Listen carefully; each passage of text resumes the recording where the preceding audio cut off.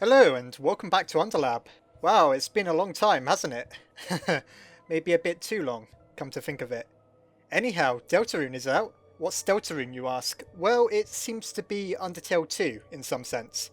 It's basically what seems to be maybe the first few levels of the game's sequel.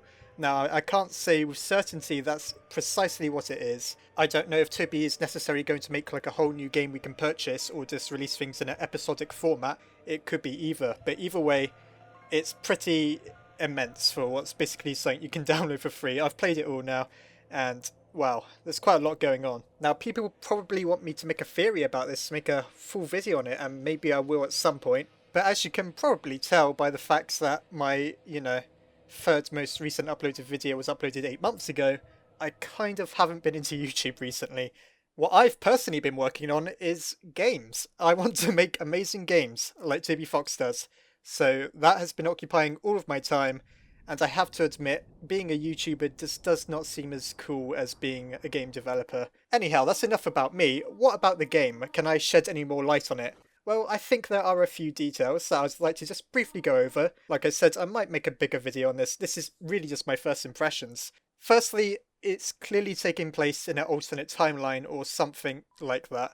Like a splintered timeline, a different universe. If you look about during the game's epilogue, if you talk to Undine, she doesn't know who Alphys is. There's lots of strange details that just don't match up with the original game. They intentionally contradict it. And obviously, the most glaring outlier is the fact that Asriel is alive, apparently. Okay then. Now, spoilers for the original game, but we all know that he's kind of dead, or he at least reverted back into a flower.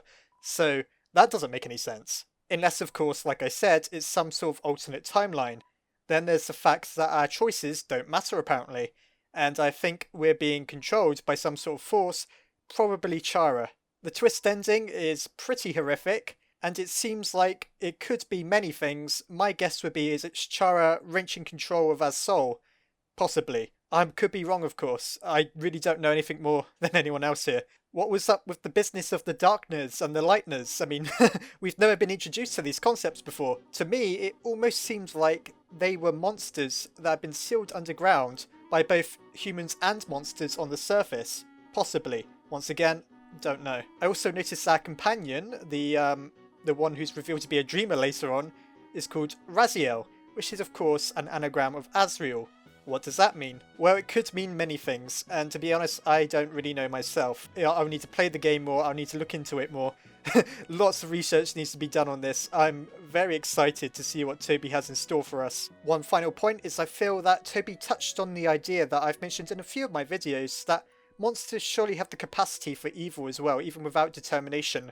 And there are a few questionable things that happen in this game that I think lend credibility to that. Anyhow, those are just my first impressions, just without a script, without anything like that. Basically, I'm just as surprised as everyone else right now. There is seemingly Undertale 2 seems to be coming, and there is a massive chunk of it that you can play right now, basically. So I'll include a link in the description for anyone who hasn't played yet, and I guess just check it out for yourself and see what you make of it, because it's pretty awesome.